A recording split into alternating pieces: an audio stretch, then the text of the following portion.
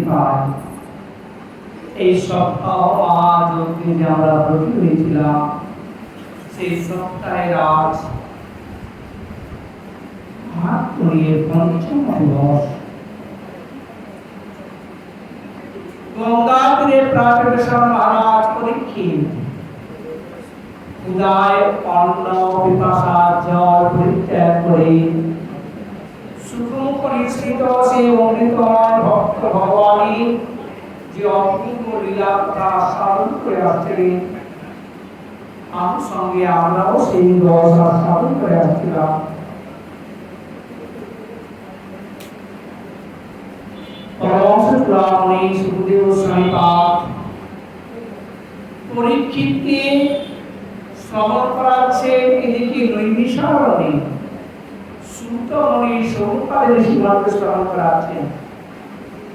সুতমণি বলছেন, হে সৌনক ঋষি, যুধিষ্ঠির মহারাজের প্রশ্নানুসারে দেবশ্রীপাদ নারদ সেই প্রহ্লাদ চরিত্র কথা বর্ণনা করলেন। এরপর বর্ণ ধর্ম, আশ্রম ধর্ম সমস্ত কথা বর্ণনা করলেন। দেবশ্রীপাদ নারদ বলছেন, হে রাজন, সন্তুষ্ট শ্রীহরস্য সাধনা রামস্য যৎসুখম উপস্থ কাম লোভিন ভাবত অর্থে হয়াতিস। সন্তুষ্ট চিত্ত ব্যক্তি জগতে একমাত্র সুখী, আর অসন্তুষ্ট ব্যক্তি তারা নিরন্তর এদিক ওদিক ছুটতে থাকে সুখের আশায়, কামনার লোভে, কিন্তু আদৌ সে সুখ লাভ করতে পারে না। ইন্দ্রিয় চালনা দ্বারা তেজ, বিদ্যা, যশ সব নষ্ট করে দেয়। একমাত্র ইন্দ্রিয় যদি সংযম না করতে পারে, তার সমস্ত কিছু নষ্ট হয়ে যায়। কাম এবং ক্রোধের বড় অন্ত আছে, কিন্তু লোভে কিন্তু অন্ত নেই। লোভ এমনই একটি বস্তু, নিরন্তর বর্ধিত হতেই থাকে, হতেই। যদিও কামে এবং ক্রোধে একটা শেষ আছে, মানুষ ক্রোধান্বিত হয়ে গেলে ভেঙে চুরে চুরমার করে দেয়, তারপর তার অনুশোচনা হয়। কিন্তু লোভ মানুষকে একদম শেষ করে দেয়। সংকল্প ত্যাগের দ্বারা কামকে জয় করবে, কামের বিসর্জন দ্বারা ক্রোধকে জয় করবে। অর্থে অনর্থ দর্শনের দ্বারা লোভকে জয় করবে, যে অর্থে কোনোই সুখ লাভ হয় না। এই অর্থ অনর্থের মূল এটা ভাবনা করে লোভকে জয় করার চেষ্টা করবে। মৌন দ্বারা যোগের বাধাগুলিকে জয় করবে এবং কামনা বিষয়ে চেষ্টা পরিত্যাগ করে হিংসাকে জয় করবে। এর আলো যে সকল প্রাণী হইতে জীবের ভয় জন্মে, তাহাদের হিতাচারণের দ্বারাই জীবের ভয় বা দুঃখ নিবারণ হয়। মন বিরাগী দুঃখকে সমাধির দ্বারা জয় করবে, আগ্রহজনিত দুঃখকে যোগের দ্বারা, আর নিদ্রাকে সত্য গুণ দ্বারা জয় করবে। গুরুতে ভগবত বুদ্ধি করবে, কখনো আত্মসুখে কখনো নিজেকে ডুবিয়ে দেবে না।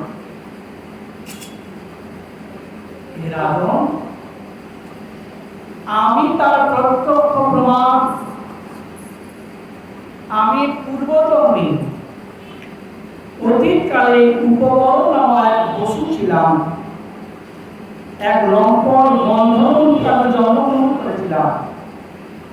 এক সময় দেবরাজ ইন্দ্র নৃত্য এবং গান বাজনার জন্য আমাদেরকে নিমন্ত্রণ করে আমরা সেখানে উপস্থিত হয়। আমি মদিরা পান করে এমন বিভোর হয়েছিলাম, স্ত্রীগণের পরিবৃত হয়ে যখন আমি উপস্থিত হলাম, আমাকে ওই অবস্থায় দেখে, কর্মরত দেখে, তখন ইন্দ্র অভিশাপ দিয়ে দিলেন যে তুমি গন্ধর্ব হয়ে তোমার এইরকম আচরণ, যাও তুমি শূদ্রকে পরিণত হও। যার ফলে আমি পরজন্মে দাসীর গর্ভে জন্ম নিই। তারপরে সমদর্শন সেই পরমাত্মা ঋষিগণের অহেতুকী কৃপায় আমি সেই জন্ম পরিত্যাগ করে আমি ব্রহ্মার মানস পুত্রের জন্ম গ্রহণ, ভগবানের দেওয়া বিনা যন্ত্র নিয়ে নিরন্তর কৃষ্ণ গুণগান করে ঘুরে ঘুরে বেড়াই। তোমরা তো বড় ভাগ্যবান।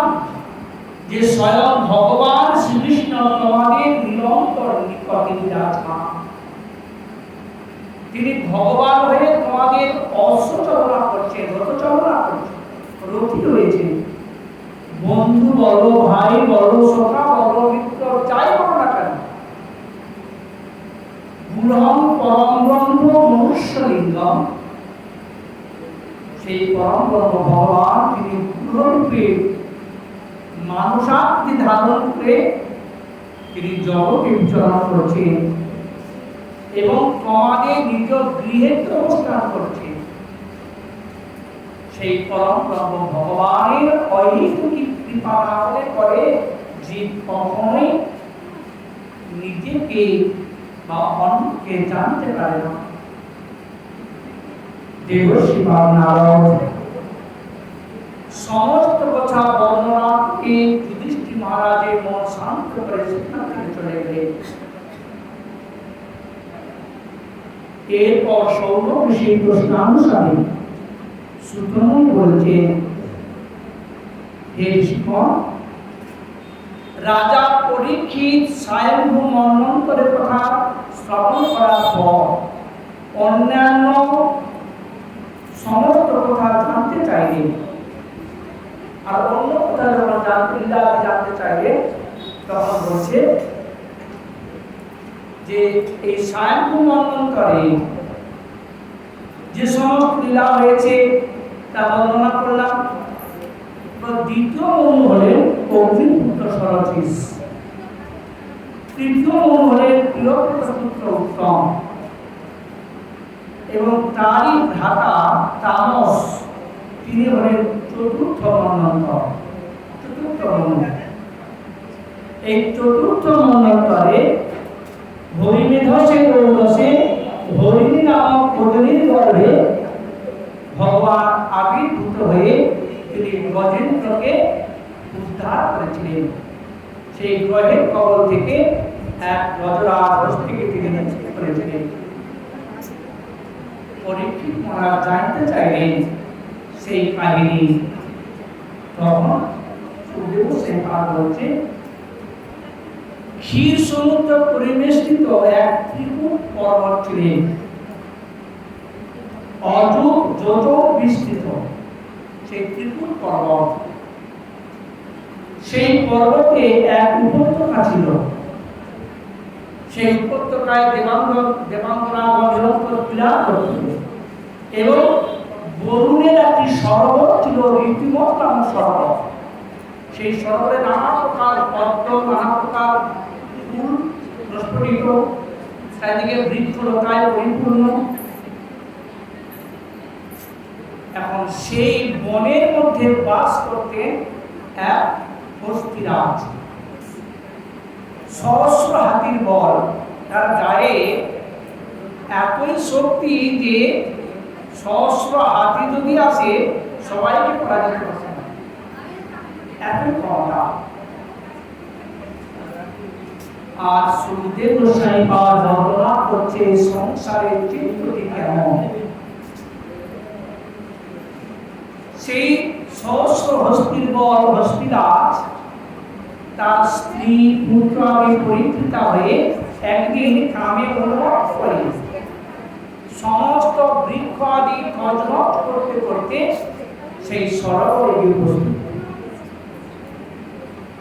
এখন প্রথমে সন্তানগণকে জলে স্নান করে তীরে তুলে দিয়েছে। এরপর নিজ নিজ স্ত্রীগণকে নিয়ে তারা উন্মত্ত অবস্থায় জলক্রীড়া করছিলেন। সেই হস্তিরাজ জল ছিটাছুটি করছেন, শুয়ে শুয়ে চুটাচুটি ক্রীড়া করছেন স্ত্রীগণকে নিয়ে। ঠিক এমন সময় কালপরিত এক গ্রহ অর্থাৎ এক কুম্ভীর এসে সেই হস্তিরাজের পাদ ধারণ করলেন। যেই পা ধরে যখন কামড় দিয়ে যখন টান দিয়েছে জলের মধ্যে, প্রথমে হস্তিরাজ মনে করেন যেন পায়ে কিছু আটকে গেছে, পা চিৎকার দিলেন, কিন্তু কিছুতেই ছাড়লেন না। যত জলের দিকে টানছে মনে হলো নিশ্চয়ই কোনো জীব আমাকে আক্রমণ করেছে। নিজেকে উদ্ধার পাওয়ার চেষ্টা করলেন, কিন্তু পারলেন না। পরে স্ত্রী পুত্র তারাও শুনে ধরে প্রাণহানি করলেন। কিন্তু কিছুতেই তাকে তুলতে পারেনি। এইভাবে একদিন দুদিন নয়, বলছে পূর্ণ 100 বর্ষ এই গজে এই হস্তিরাজ আর ওই কুম্ভীরের যুদ্ধ, পূর্ণ 100 বর্ষ। এখন স্ত্রী পুত্র তারা কিছুদিন জানিয়েছিল, তারা মনে মনে ভাবলো নিশ্চয়ই এ কালে ধরেছে, এ মারা যাবে, আমরা পা এখানে অনাহারে পড়ে থেকে এখানে কি করবো, চলো আমরা সবাই চলে যাই। ধীরে ধীরে সন্তান স্ত্রী সবাই তাকে পরিত্যাগ করে চলে গেল। ভাবছে হায়রে, যাদের জন্য আমি সারাটি জীবন পরিত্যাগ করলাম, যাদের জন্য আমি সকলের সঙ্গে লড়াই করলাম, সেই স্ত্রী পুত্র আত্মীয় স্বজন পরিবার আজ আমাকে বিপদগ্রস্ত দেখে আর আমাকে ছেড়ে চলে গেল। বলে এটাই হলো সংসারের নিয়ম। যতদিন তুমি তাদের সুখের চাপ পূরণ করতে পারবে, যতদিন তুমি তাদের সমস্ত কিছু ভালো মন্দ দেখতে পারবে, ততদিন তোমার আদর। আর যেদিন তুমি বিপদগ্রস্ত হবে, বিপদে পড়বে, সেদিন এক করে সবাই তোমাকে ছেড়ে চলে যাবে, কাউকে তুমি পাশে পাবে না। এটাই হলো সংসারের চিত্র। যতদিন তুমি খাওয়াতে পারবে, দিতে পারবে, করতে পারবে, ততদিন সবাই তোমার কাছে আসবে। যেদিন তোমার সামর্থ্য থাকবে না, কিছু করার থাকবে না, যে বন্ধু বান্ধব তোমাকে এত ভালোবাসতো, ধীরে ধীরে তারা সবাই এক করে সবাই চলে চলে যাবে। আজ হস্তিনাথ আছে, আজ বিপদের সময় আপনার কেউ নেই। বিপদের বন্ধু কে গো? বিপদের বন্ধু একমাত্র পরম ভগবান, তিনি ছাড়া জগতে আর কেউ নেই। কিন্তু এটা আমরা বুঝতে পারি না। যখন আমাদের দেহের ক্ষমতা থাকে, জনবল, দেহবল, অর্থবল যতক্ষণ থাকে, ততক্ষণ আমরা ভগবানকে মানি না, ঈশ্বরকে মানি না। যেদিন সব হারিয়ে যায়, সেদিন সে অবধির প্রতি ভগবান বা কেউ বাঁচে না। পূর্ব জন্মের সংস্কার বশত হঠাৎ সেই ভগবানের কথা স্মরণ, সেই ভগবানকে যখন স্মরণ করলে, তার স্তুতি করলে, তখন ভগবান গরুর পৃষ্ঠে চেপে সেই সরোবরে এসে উপস্থিত হলেন। কুম্ভীর জলের দিকে টানছে, কেবল মাথাটুকু বেঁচে আছে, ডুবু অবস্থা, বাঁচার লক্ষ্য নেই। হঠাৎ তাকে দেখছেন গরুর পৃষ্ঠে ভগবান গোবিন্দ। অতি কষ্টে সেই হস্তিরাজ নিজ শূন্যের দ্বারা সরোবর থেকে একটা জল, একটা পদ্ম, প্রস্ফুটিত পদ্ম তুলে গোবিন্দ চরণে অর্পণ করলেন। সঙ্গে সঙ্গে ভগবান বাম হস্তের দ্বারা অবলীলা ক্রমে সেই কুম্ভীরের সহিত সেই গজরাজকে টেনে টাকায় তুললেন এবং সুদর্শন চক্রের দ্বারা মস্তক ছেদন করলেন। যখন কুম্ভীর মারা গেল, দেহ ত্যাগ করে সুন্দর এক গন্ধ দেহ ধারণ, অপূর্ব সুন্দর। ভগবান জানে, তথাপি জগৎ শিক্ষার জন্য তিনি জিজ্ঞাসা করেন, কে তুমি? এত সুন্দর রূপ তোমার, তুমি গ্রহত্ব প্রাপ্ত হয়েছিলে কেন? কি হয়েছে তোমার? তোমার পরিচয় কি?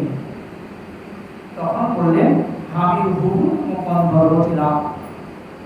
এক সময় আমি সরোবরে স্নান করছিলাম, ঠিক সেই সময় আমার এই সন্নিকটে একটু দূরে দেবল ঋষি স্নান করছিলেন। আমি ওই ঋষিকে সঙ্গে একটু ব্যঙ্গ করার জন্য, উপহাস বিদ্রুপ করার জন্য আমি জলের থেকে ডুব দিয়ে এসে পা ধরে টানি। ঋষি ভয় পেয়ে যায়।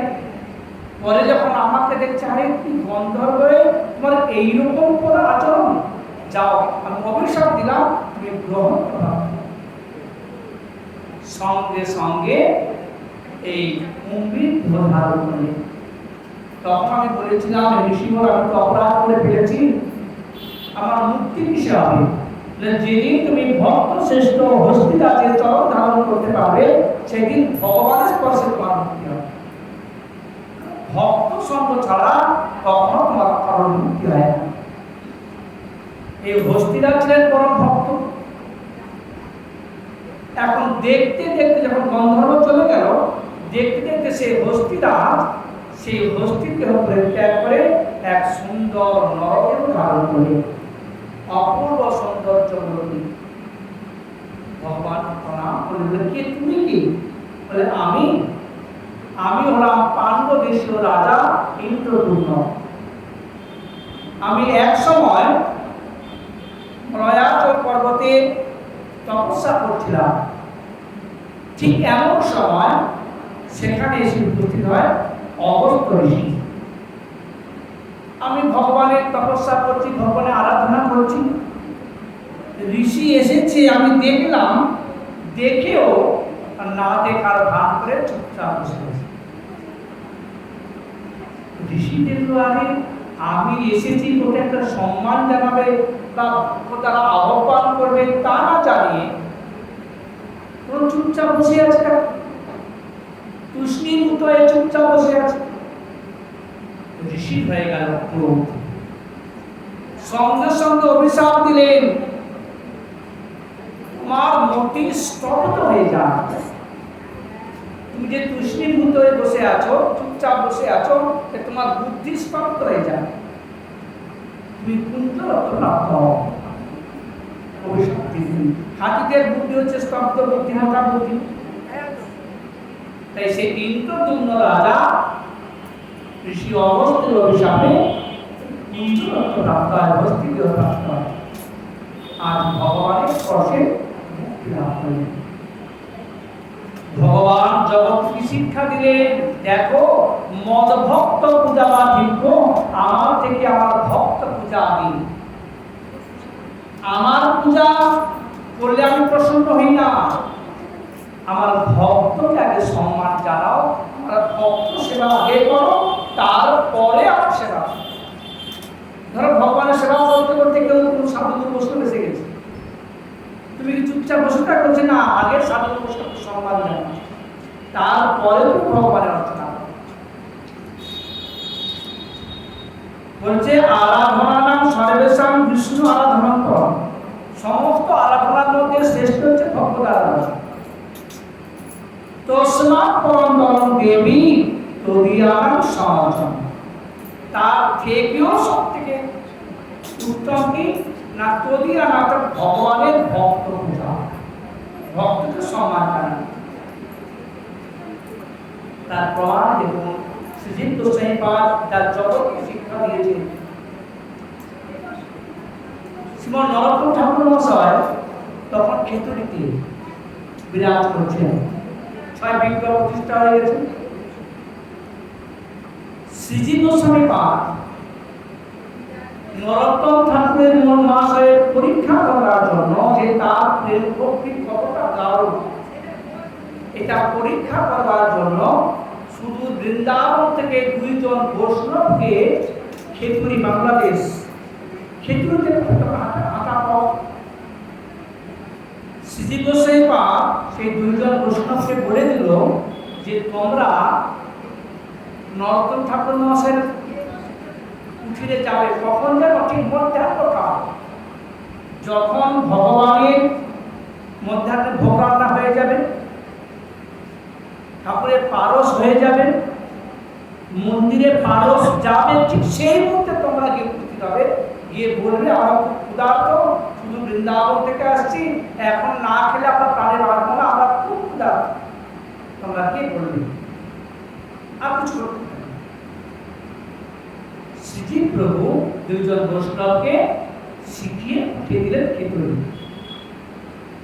সেই 2 বৈষ্ণব খেতুরিতে উপস্থিত। তখন মধ্যাহ্ন কাল পূজারি রন্ধন ভোগ রান্না হয়ে গেছে, এখন পারসও হয়ে গেছে, মন্দিরে পারস যাবে। ঠিক সেই সময় বৈষ্ণব গিয়ে উপস্থিত গিয়ে বলছেন, ঠাকুরমশাই কোথায় আছেন? না তিনি ফিরে আছেন। না আমরা বহু দূর থেকে আসছি, বৃন্দাবন থেকে আসছি, আমরা খুব ক্ষুধার্ত, আমাদের এখন তো খেতে দিন, কিন্তু প্রসাদ দিন। বলছে দেখো একটু বিশ্রাম করো, ঠাকুরের পারস হয়ে গেছে, এখন ঠাকুরের ভোগ রাখবে, তারপরে আমাদের প্রসাদ দেবে। বলছে অত সময় আমাদের নেই, আপনি যদি দেন তো এখন একটু দেন, নাহলে আমরা হয় চলে যাবো, নাহলে আমাদের শরীরের যে অবস্থা, আমাদের বাঁচার কোনো লক্ষ্য নেই। আমরা খুবই পূজারী তৎক্ষণাৎ গিয়ে ঠাকুরমশাইকে জানালেন যে এরকম বৃন্দাবন থেকে দুই বৈষ্ণব এসেছে, তারা ক্ষুধার্ত, তারা এখনই প্রসাদ চাইছে। ঠাকুরমশাই বলেন তোমরা এখনই পারসের তুলসী দিয়ে যাও, পারসের তুলসী দিয়ে আমাদেরকে ভোজন করিয়ে দাও। ঠাকুরমশাই নিজে এসে তাদের যে কাছে বসে থেকে ভোজন করানো, ভোজন করানোর অন্তে পুনরায় আবার রন্ধন হলো, পারস হলো, ভোগ লাগলো, অনেক বেলা হয়ে গেল, তাতে দোষ নেই। কিন্তু বৈষ্ণবকে অমুক্ত রেখে তুমি যদি ঠাকুরের ভোগ লাগাতে যেতে, ভগবান কিন্তু প্রসন্ন হতো না। আর বৈষ্ণব তয় পরিতৃপ্তরূপে যখন প্রসাদ দিলেন, তারপরে ঘটনাটি জানালো, যেটা আমাদের নিজেদের ইচ্ছা নয়, শ্রীজীব প্রভু যা বলেছেন আমরা তাই করেছি। ঠাকুর মহাশয় তখন রন্ধন করছে যে শ্রী গুরুদেব আমাকে স্মরণে রেখেছেন, আমাকে মনে রেখেছেন, এটাই তো আমার প্রাপ্তি। দেখুন কেমন করে বৈষ্ণবকে সম্মান জানাতে হয়, কেমন করে সাধুর বৈষ্ণবকে আদর সমাদর করতে হয়, তা মহাজন দেখিয়ে গেছেন। মহাজন বলছে বৈষ্ণব চিনতে না রে দেবের সর্বকে দুই কোন চাও শিশু অর্পণ। কে কে কি করছে আমি দেখতে যাব, কিন্তু আমি বেশটাকে সম্মান করব। বেশির তো সম্মান আগে করব। এই জীবের প্রত্যেকের হচ্ছে বেশটা আগে সম্মান করতে হয়। যেমন একটা পুলিশের পোশাকটা তার সম্মানীয়, নারীর শাখা শুধু যেমন সম্মানীয়, একটা চেনার বিষয় যে বিবাহ থেকে উৎসাহিত, তদ্রূপ বৈষ্ণবদের বেশ, সাধুর ভূষণ, কে কি করলো কি না করলো আমার দেখার দরকার নেই। আজ সুখদেব গোস্বামী বলছেন সেই ভগবানকে প্রণাম করে প্রদক্ষিণ করে সেই রাজা ইন্দ্রদ্যুম্ন সেখান থেকে চলে গেলেন। এই তামস মন্বন্তরের যে চতুর্থ মন্বন্তরে এই সমুদ্র মন্থনের কথা, এই গজরাজ এবং কুম্ভীরের উদ্ধারের কথা বর্ণনা করে। পঞ্চম মনু হলেন রৈবত, ষষ্ঠ মনু হলেন চাক্ষুষ। এই চাক্ষুষ মন্বন্তরে ভগবান তিনি দেবতাদের অমৃত সমুদ্র মন্থনের দ্বারা অমৃত পান করিয়েছিলেন দেবতাদের। সেই কথা শুনতে চাইলে তখন সুখদেব গোস্বামী বলছেন এক সময়ের কথা, ঋষি দুর্বাসা তিনি বৈকুণ্ঠে গিয়ে ভগবানের দর্শন করে প্রণাম করে যখন ফিরবেন, ভগবান তার গলার প্রসাদী মালাটা ঋষির গলায় পরিয়ে দিলেন।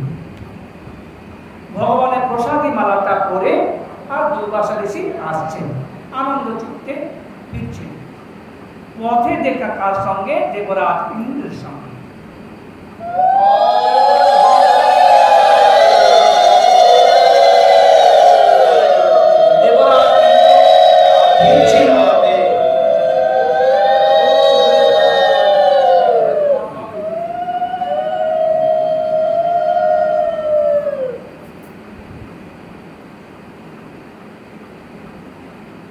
ইন্দ্র ঐরাবত করে আসছে দেখে আর দুর্বাসা ঋষি যাচ্ছেন, তা ইন্দ্র ঋষি দুর্বাসাকে দেখে ঐরাবত থেকে নেমে আর প্রণাম করলেন, ঋষিকে সম্মান জানালেন।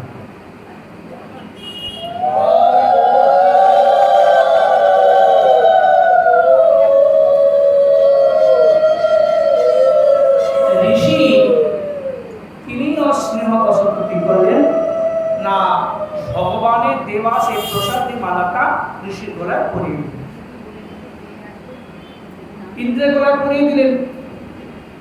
ইন্দ্র ঋষি মালাটা দিয়েছেন তো, সম্মান তো করো, কিছুক্ষণ তো রাখো। তা না রেখে সঙ্গে সঙ্গে মালাটা খুলে কি করলো, ঐরাবতী গলায় পরিয়ে দিল। আচ্ছা, সেটা পশু, সে মালা মতো কি বুঝবে? সঙ্গে সঙ্গে সুন্দর করে মালাটা নিয়ে মাটিতে ফেলে পা দিয়ে ধরে দিল। ঋষি দুর্বাসা থেকে এত অহংকার যে আমি ভগবানের প্রসাদী মালাটা স্নেহবশত তার গলায় দিলাম, সে নিজের গলায় না রেখে পশুর গলায় পরিয়ে দিল। পশু মালা বলবো কি বুঝবে? এত দম্ভ, এত অহংকার, যার অভিশাপ দিলাম অচিরে শ্রীভ্রষ্ট হয়ে যাবে। এই দুর্বাসা ঋষির অভিশাপে এখন দেবতাগণ শ্রীহীন হয়ে যায়, লক্ষ্মী ছাড়া হয়ে যায়।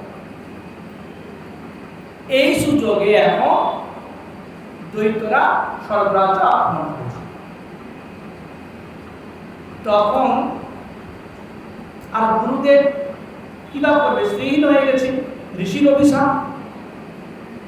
তখন ভগবানের শরণাপন্ন হলে গুরুদেবের শরণাপন্ন বৃহস্পতি বলছে, চলো ভগবানের কাছে যাই, ভগবান কি বিধান দেন, তোমরা যে অপরাধ করছো ঋষির অভিশাপ। তখন ভগবানের কাছে গিয়ে স্তুতি করলে ভগবান হচ্ছে, তোমরা এক কাজ করো, এখন তো লক্ষ্মী তো আর স্বর্গে নেই, লক্ষ্মী সমুদ্রে চলে গেছে, লক্ষ্মীহীন হয়ে গেছে তোমরা, তোমরা ক্ষীর সমুদ্রকে মন্থন করো, মন্দার পর্বতকে দণ্ড করো, বাসুকিনাকে রজ্জু করো, আর ওই দৈত্যদের সঙ্গে তোমরা সন্ধি স্থাপন করো। দেখো, প্রয়োজন ক্ষেত্রে স্বার্থ সিদ্ধির জন্য কখনো কখনো শত্রুর সঙ্গে হাত মেলাতে হয়। যতই শত্রু হোক না কেন, প্রয়োজনেও শত্রুর সঙ্গে হাত মেলাতে হয়। তখন দৈত্যদের মধ্যে রাজা ছিল বলি মহারাজ। তোমরা অসুরদের সঙ্গে সন্ধি করবে, গিয়ে বলবে, দেখো তোমরা, আমরা তো ভাই ভাই, আমাদের মা আলাদা কিন্তু বাবা তো এক, কশ্যপ ঋষি। মা আলাদা, কারণ দেবতাদের মা হলো অদিতি আর অসুরদের মা হলো দিতি, পিতা এক, আমরা ভাই ভাই। দেখো, বিবাদ করে আমরা সব মারা যাচ্ছি, তা আমরা যদি এই ক্ষীর সমুদ্র মন্থন করি, তার থেকে অমৃত উত্থিত হবে, সেই অমৃত পান করে আমরা অমরত্ব লাভ করব। এই লোক তাদের দেখাবে। ভগবান বলছেন, অসুরদের অমৃতের লোক দেখাবে, বাসুকিনাকে অমৃতের লোক দেখাবে, অমৃত দেবে বলে তাকে নিয়ে আসবে। যখন অমৃত উত্থিত হবে, আমি তোমাকে অমৃত পান করাবো। তবে একটা কথা, সেই সমুদ্র মন্থনের সময় যা যা উঠবে, অসুররা যা যা তোমরা দিয়ে দেবে, লোভ করবে। ভগবানের কথা মতো তখন ইন্দ্রাদি দেবতা গিয়ে অসুরদের সঙ্গে সন্ধি করলেন। দেখো, আমরা ভাই ভাই মারামারি করে ধরে যাচ্ছি, তার ক্ষীর সমুদ্র মন্থন করে যদি আমরা অমৃত তুলতে পারি, আমরা অমৃত পান করে অমরত্ব লাভ করবো, আর কেউ মরবো না। এরপর বাসুকিনাকে গিয়ে বললেন যে, তুমি আমাদের রজ্জু হয়ে দণ্ড মন্থন কার্যে সাহায্য করো, তোমাকে অমৃত দেওয়া হবে। সাপটিকে অমৃত দেয়, যেটা লোভ দেখা, কার্যসিদ্ধি। দেখুন, দেবতারা কার্যসিদ্ধির জন্য কিনা করে। এরপর অসুর আর দেবতা মিলে যখন সেই মন্দার পর্বতকে আনতে গেল, সেই মন্দার পশুদল আজও বিরাজমান। ঝাড়খণ্ডে যারা গেছেন, সেই মন্দার পশুদল অপূর্ব সুন্দর জায়গা, নরম জায়গা। সেই যে সর্পের যে দাগ, মন্থনের যে দাগ, রজ্জুর দাগ, এখনো স্পষ্ট দেখা যায়। সেই মন্দার পর্বত অনেকবার গেছি, দর্শন করে এসেছি। সেখানে মন্দার মধুসূদন আছেন, যা মহাপ্রভু সেখানে গিয়েছিলেন। অনেক লীলা, মহাপ্রভু লীলার অন্ত নেই। মহাপ্রভু নিজে জ্বরের ভান করে যে তীর্থ পাণ্ডাদের কখনো অবজ্ঞা করতে নেই, সেটা তিনি সেখানে শিক্ষা দিয়েছেন নিজের জন্ম। তীর্থ পাণ্ডা যেমনই লোক, কখনো অবজ্ঞা করে না। মহাপ্রভু আচরিত দেবজগৎকে দেখিয়ে গেছে। সেই মন্দার মধুসূদন আরো বিরাজমান। যাই হোক, যখন অসুর এবং দেবতাগুলি যখন মন্দার পর্বতকে তুলেছে আনবে, কিন্তু এত ভারী আনতে তো পারলই না, তার তলায় চাপা পড়ে কত দেবতা কত দানব মারা গেল। তখন দেবতা ভগবানের শরণাপন্ন হয়ে ভগবান গরুড়ের পৃষ্ঠে মন্দার পর্বতকে চাপিয়ে নিয়ে এসে ক্ষীর সমুদ্রে ফেলে দিল। এরপর বাসুদেব বেষ্টন করল। প্রথমেই দেবতারা সর্পের মুখের দিকে ধরল। অসুরা বলে, কেন আমরা লেজ ধরবো? লেজ হচ্ছে অমঙ্গল, আমরা লেজ ধরবো না, আমরা মুখের দিকে ধরবো। আমরা লেজ ধরবো কেন? ভগবান ইঙ্গিত করলেন, ছেড়ে দাও, ওরা মুখ ধরো, মুখ থেকে বিষ তুলবে তো চালা বুঝবে, তোমরা লেজ ধরো। আলো হলো মন্থন, কিন্তু আধার তো নেই। যে একবার দুবার কান দিয়েছে, এখন সেই মন্দার পর্বত অকাল তলে চলে যাবে। সবাই মাথায় হাত দিয়ে বলছে কি হবে? তখন ভগবান শরণাপন্ন হলে, তখন ভগবান লক্ষ যোজন বিস্তৃত কূর্মরূপ ধারণ করলেন। যে কূর্ম ভগবান কি জয়, ভগবান কি জয়। এই কূর্ম ভগবান হলো ভগবানের একাদশ অবতার কূর্ম অবতার। সেই লক্ষ যোজন বিস্তৃত, উপরটা আছে একদম পাথরের মতো শক্ত, নিচেরটা আছে কোমল। যা দেখেছেন কাছুয়া, কাছুয়া বলে বা কূর্ম বলে, ছোট ছোট বাচ্চা, খুব সুন্দর দেখতে। যখন সেই কূর্ম ভগবান সেই মন্দার পর্বতকে পৃষ্ঠদেশে ধারণ করে যখন উঠল, আবার মন্থন কার্য শুরু হল। সেই সর্ষের মতন ঘুরছে, গাছ চুলকালে যেমন আরাম হয়, কূর্ম ভগবানের দেহে আরাম লাগছে। মন্দার পর্বতকে যখন মন্থন করছেন, প্রথমে উঠল কি তীব্র হলাহল বিষ। সেই বিষে চারিদিকে একদম পরিপূর্ণ হয়ে গেছে। বিষে এত তীব্র জ্বালা সহ্য করতে পারছে না। তখন দেবাদিদেব মহাদেবের শরণাপন্ন। দেবতা খুব চালাক, খুব বুদ্ধিমান, উত্তর তারা বিষ উঠেছে, বিষ নষ্ট করার জন্য মহাদেবকে আহ্বান করল। আর মহাদেব তো আলাদা মানুষ। যখন মহাদেবকে স্মরণ করলেন, দেখুন শাস্ত্রের দ্বারা যখন সুন্দর জগৎকে শিক্ষা দিচ্ছে।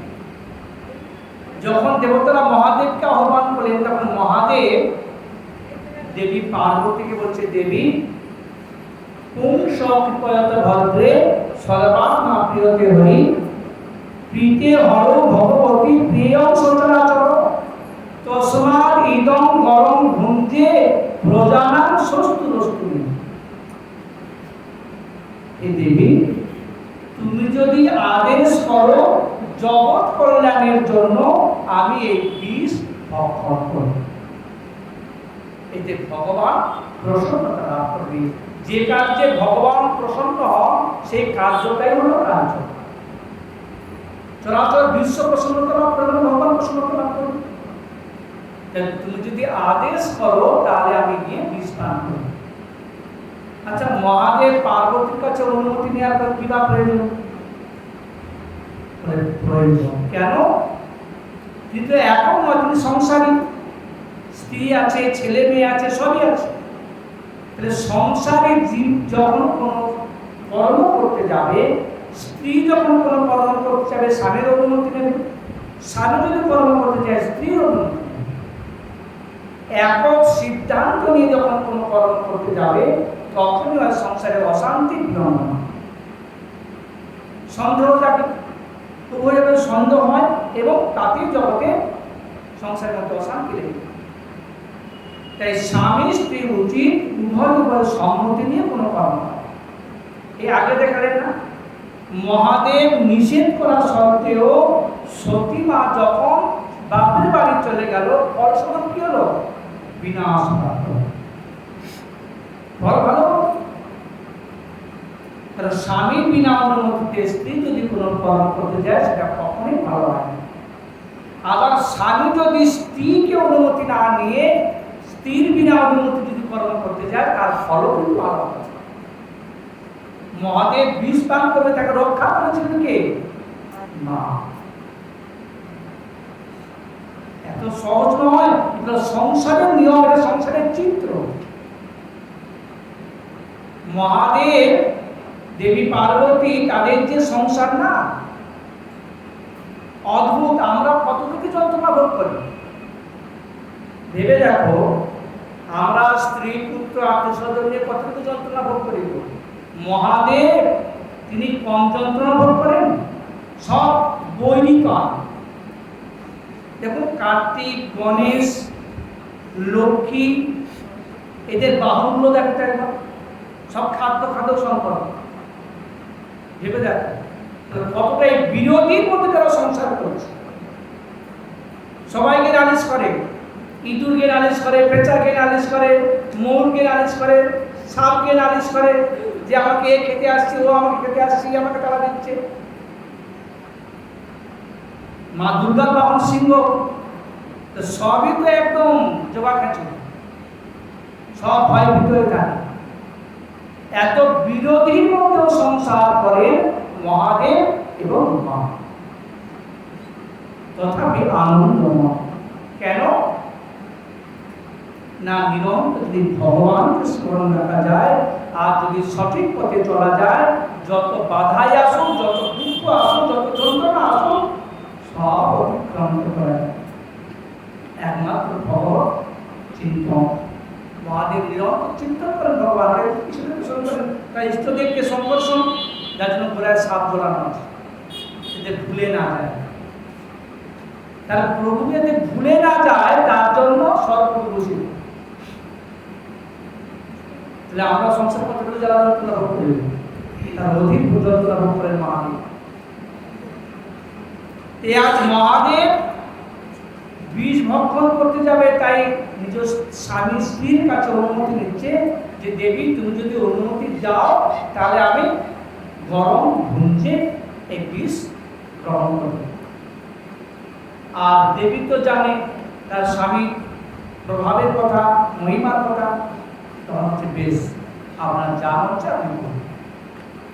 তখন মহাদেব সেই ক্ষীর সমুদ্রে গিয়ে অঞ্জলির দ্বারা সমস্ত বিষকে ধারণ করলেন। বলে এত তীব্র বিষ, সারা সমুদ্র পেপে গেছে। ক্ষীর সমুদ্র, এই যে সাত সমুদ্রের কথা আমরা শুনেছি তো, লবণিক, সুরাসর্পিত, দধিযুক্ত জল, এই যে ক্ষীর সমুদ্র, তা এত বিশাল সমুদ্র, আর মহাদেবের হাতে করে সব ধরে নিলেন। ভগবানের লীলা হলো অচিন্ত লীলা, এই প্রাকৃত বুদ্ধির অর্জন। এই প্রাকৃত বুদ্ধি দিয়ে ভগবান লীলা জানতে গেলে কিন্তু জানা হয় না। এর জন্যই বলেছেন অনুশীলন, অর্থাৎ মহাজনের আনুগত্যে বসে তাদের চরণ তলে বসে উঠতে হবে, নাহলে অহংকার এসে যায়, অসত্য এসে যায়।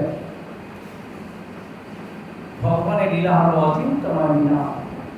আজ মহাদেব অঞ্জলির দ্বারা সমস্ত বিষকে ধারণ করে তিনি যখন বিষ পান করছিলেন, সেই আঙ্গুলের ফাঁক দিয়ে দু এক ফোঁটা বিষ ধরিত্রীতে পড়ে। আর সেই বিষ পান করলে কিছু কিছু সাপ বিছে তারা গ্রহণ করলে পর তাদের মুখে উপর বিষ হয়। মহাদেব যখন অঞ্জলি করে পান করলেন, বলে বিলে খেয়ে নিলেন। হ্যাঁ, গিলতে যাবে, ঠিক তখনই ভাবলো, আরে আমার অন্তরে যে আমার প্রভু আছেন, আমার ভগবান আছেন, আমি যদি বিষটা গিলে খেয়ে নিই না তো প্রভুর গায়ে গিয়ে লাগবে, প্রভুর তো কষ্ট হবে। তাই কি করলেন না, সেই বিষটাকে কণ্ঠে ধারণ করলেন। তাই নাম হয়ে গেল কি নীলকণ্ঠ মহাদেব। জয় নীলকণ্ঠ মহাদেব কি, দেবাদিদেব মহাদেব কি, ভক্তবৎসল ভগবান কি। আজ সমস্ত বিষের জ্বালা থেকে মুক্ত করলে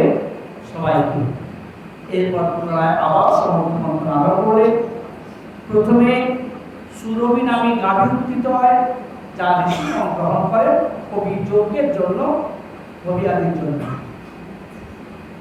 তারপরে ঐরাবত অশ্বাদি উত্থিত হয়, অষ্ট দিগ্গজ উত্থিত হয়, যার যার বস্তু সব গ্রহণ করেন। এবং এই সমুদ্র মন্থন থেকে উত্থিত হলো কে? লক্ষ্মী দেবী। যখন লক্ষ্মী দেবী উত্থিত হলো, লক্ষ্মী দেবী সে অপূর্ব সৌন্দর্যময় দর্শন করে সবাই তাকে পাওয়ার জন্য লালাই করে। লক্ষ্মী দেবী হাতে বরমালা নিয়ে ঘুরে ঘুরে দেখছেন কাকে বরণ করবে। কোথাও দেখছেন তপস্যা আছে কিন্তু ক্রোধকে জয় করতে পারেন, কোথাও দেখলো ভজন আছে কিন্তু কামকে জয় করতে পারেন, লোভকে জয় করতে পারেন। এইভাবে দেখতে দেখতে দেখতে দেখতে সর্বশেষে গিয়ে দেখছেন ভগবান বিষ্ণু দাঁড়িয়ে আছে। তখন লক্ষ্মী দেবী সেই বিষ্ণুকে বরমালা পরিয়ে তিনি বরণ করলেন, আর নারায়ণ লক্ষ্মীকে নিয়ে বৈকুণ্ঠে চলে গেলেন। এই যে অর্থ যে এত জ্বালা, লক্ষ্মীর এত জ্বালা কেন যেন? ওই বিষ আর লক্ষ্মী একত্রে ছিল, যার ফলে অর্থের এত জ্বালা, অর্থের এত দুঃখ, এত কষ্ট। অর্থ যেমন পরমার্থ লাভ হয়, আর অর্থ যেমন অনর্থ তৈরি হয়, দুটোই হয়। আপন আপন স্বভাব বা কর্মবস্তু। অর্থ কখনো অনর্থপূর্ণ নয়, কিন্তু এই অর্থ বা পরমার্থ লাভ হয়। সে প্রসঙ্গে আমরা পরে শুনব, এই সুন্দর প্রসঙ্গ আছে। যাই হোক, এরপর পুনরায় আবার সমুদ্র মন্থন হয়। সর্বশেষে উল্লোকে ধন্বন্তরী, আয়ুর্বেদ চিকিৎসক, যিনি আয়ুর্বেদ চিকিৎসা তিনি ব্যবস্থা করেন। যখন সেই ধন্বন্তরী অমৃত কলস নিয়ে উত্থিত হলো, এই ধন্বন্তরীর অবতার হচ্ছে দ্বাদশ অবতার ভগবানের। এখন ধন্বন্তরী সেই অমৃত কলসটা দেবতাদের দিলেন। অসুরা ভালো, আরে আমরা এত কষ্ট করলাম, দেবতারা ওদের আগে খাবে না, আমরা আগে খাবো বলে তাদের থেকে ছিনিয়ে নিলেন। যখন দেবতা থেকে অমৃত কলস ছিনিয়ে নিলেন, তখন দেবতারা হাউকাস করছে, প্রভু এবার আমাদের কি হবে? সব তো অমৃত অসুররা খেয়ে নেবে। ভগবান বলছে, চিন্তা করো না, আমি অসুরকে মোহিত করে তোমাদেরই অমৃত পান করাবো। তখন তার অসুরদের মধ্যে এমন একটা বন্ধন সৃষ্টি করে দিলেন ভগবান, তাদের মধ্যে বিবাদ লেগে গেছে। অসুরদের মধ্যে ভালো আছে, মন্দও আছে। কেউ বলছে, আরে দেখ দেখ তোরা কেন এরকম করছিস, আমরা দেবতা এবং আমরা উভয় মিলে সমুদ্র মন্থন করেছি, অমৃত তুলেছি, আমরা সমান ভাগ পাচারো করে খাই। বলছে না না, ওদের দেওয়া যাবে না, আমরাই খাবো। আবার কেউ বলছে না, আগে আমি খাবো, আমি রাজা, আমি বলবান, আগে আমি খাবো। বলছে না, আমি আগে খাবো। এই অসুরদের মধ্যে এমন বন্ধন সৃষ্টি হলো, কে আগে অমৃত খাবে, এই নিয়ে তাদের মধ্যে ইহা তোহা তোহা তোহা কলসি হাত পেরিয়ে হচ্ছে খাওয়ার। ঠিক এমন সময় ভগবান অপূর্ব সুন্দর মোহিনী ধারণ করেন। জয় মোহিনী ভগবান কি জয়। এই ত্রয়োদশ অবতার হলো মোহিনী অবতার ভগবানের। যখন ভগবান মোহিনী রূপ ধারণ করেন, অপূর্ব সুন্দর শুভ্র বসন, কীট ক্ষীণ পরিতট পীন পায় অদ্ভুত সেই রূপ। সমুদ্র ধারে যাচ্ছে, হাওয়াতে আঁচলটা উঠছে, তার অঙ্গ আদি দেখা যাচ্ছে। এখন অসুররা সব অমৃত নিয়ে কাড়াকাড়ি করছিল, হঠাৎ দৃষ্টি পড়লো সেই দিকে, এত অপূর্ব মনোহর হচ্ছে রূপ। হাতের কলস হাতেই পড়ে থাকলো, আর সেই কলসের দিকে কোনো ধ্যান নেই। এখন সকলের ধ্যান জ্ঞান ওই না। আর ভগবান এমন ভাবে চলছে, চলন বলন দেখে কারণা মতিভ্রম হয়। এখন একে তো নারী মূর্তি, আবার জগৎ মোহিনী ভগবান, যিনি মোহন কর্তা জগৎকে মোহিত করে যার রূপে, যে রূপের এক কোণ ডুবায় সব ত্রিভুবন, নরনারী করে আকর্ষণ। সেই ভগবান শ্রী গোবিন্দ যখন মহিন রূপ ধারণ করেছেন, তার রূপটা কেমন হয়? যে মহিন রূপ দর্শন করে মহাদেবের মতন ব্যক্তি পাগল হয়ে গেছে, ভাবা যায়? আজ সেই মহিন ভগবান ধীরে ধীরে সে অসুরের দিকে আসছে, আর অসুরও তার দিকে এগিয়ে যাচ্ছে। তোমরা বলতে, হ্যাঁ গো, তোমরা কি করছো গো? কি নিয়ে তোমরা কাড়াকাড়ি করছো, মারামারি করছো? অসুররা বলল, দেবী আপনি কে? আপনার পরিচয় কি? বাবা মা কে আপনার? আপনাকে দেখে তো মনে হয় আপনি সদ্য জন্মগ্রহণ করে তারপরে মনে চলে এসেছেন, বিবাহ সাথেও করেননি মনে হয়। বলছে, না না, বিবাহ তো হয়নি। তো জন্ম কোথায়? বাবা মাকে? বলে, কোথায় যে আমার জন্ম, কে যে আমার বাবা মাকে নিজেই জানি না। আমার বাবা মাকে আমি নিজে জানি না, আর জানার দরকার নেই। হ্যাঁ গো, আমাদের রাজা বলিকে বিয়ে করবে, তুমি খুব সুখে থাকবে, আনন্দে থাকবে। বলে, সেসব থাক, পরে দেখা যাবে। তা তোমরা এই অমৃত কলস হাতে, তোমাদের ওটা কি হলো? অমৃত কলস। তোমরা এই মারামারি ঝগড়াঝগড়ি করছো কেন? বলছে, না, অসুর আর দেবতা মিলে অমৃত মন্থন, সমুদ্র মন্থন করে অমৃত উত্থিত হয়েছে, কে আগে খাবে এই নিয়ে আমাদের মধ্যে দ্বন্দ্ব। তা দেবী, তোমাকে দেখে আমাদের মনটা খুব প্রসন্নতা লাভ করছে। দেবী, একটা কাজ করবেন। কি কাজ? না, এই অমৃত আমাদেরকে সবাইকে বন্টন করে ভাগ করে দেবেন। কি বলছো? বলে, হ্যাঁ। তোমরা আমাকে বিশ্বাস করছো? কেন করবো না? আপনাকে দেখে আমাদের এত ভালো লেগেছে, আর আমাদের রাজাকে তো বিয়ে আপনি করবেনই, তাহলে এখন থেকে যদি আপনাকে বিশ্বাস নেই, আপনাদের কখন করবো? আপনি খুব ভালো, আপনার মতো লোকই হয় না। তা আপনি এই অমৃত কলসটাকে বন্টন করে দিন। মহিন ভগবান বলছে, দেখো, বিশ্বাস পণ্ডিত জাতু কামিনী ছিল জাতি। কখনো অজাত ব্যক্তিকে, যার কুল শীল মান কিছু জানো না, সেই অজ্ঞাত পুরশীলস বাসদীয় অপস্থিত। শাস্ত্রে বলা আছে যে না জেনে বুঝে কাউকে বিশ্বাস করবে না, বিশেষ করে মহির কামিনীকে বিশ্বাস করবে না। দেখো, শালা ভিকানাং স্ত্রীনাঞ্চ শৈলীর ইনাং সুরধিসহ সখ্যানি নিত্যানি নূত্ন নূত্ন বিচিন্না। শিগাল, কুকুর এবং কপি মানে হনুমান, আর সিংযুক্ত পশু আর নারী শৈলী মানে যারা লাম্পট্য স্ত্রী, যাদেরকে আমরা চিনি না, জানি না, বুঝি না, তাদেরকে কখনো বিশ্বাস করবে না।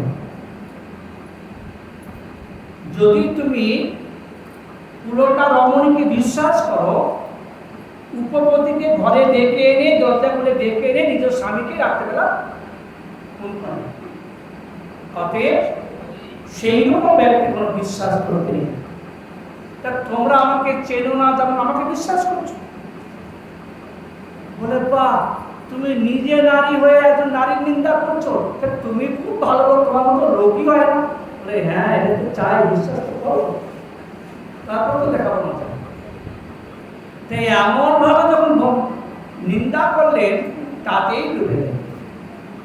দেবী, যা আপনাকে দেখে খুব ভালো লেগেছে, আপনি নারী হয়ে নারীর নিন্দা করছেন, তাহলে আপনি খুব ভালো লোক, তাহলে এই অমৃত কলসটা নিন, যে আমাদের সবাইকে বন্টন করে দেবে। দেখো, আমাকে বিশ্বাস করো না, কিন্তু বিশ্বাস করছো বলে এক করছে, ঠিক আছে, সেটা কোনো ভালো কথা। তো এটা শর্ত আছে, কি? আমি যা করবো তোমরা প্রতিবাদ করতে পারবে, বড় কথা। বলে, হ্যাঁ দেবী, আপনি যা করবেন আমরা সব মেনে নেব, কিচ্ছু বলবো না। বলে, বলছো? বলে, হ্যাঁ। তাহলে এক কাজ করো, দুই সারিতে বসো, এক সারিতে দেবতা, এক সারিতে অসুররা। তাই বসলেন।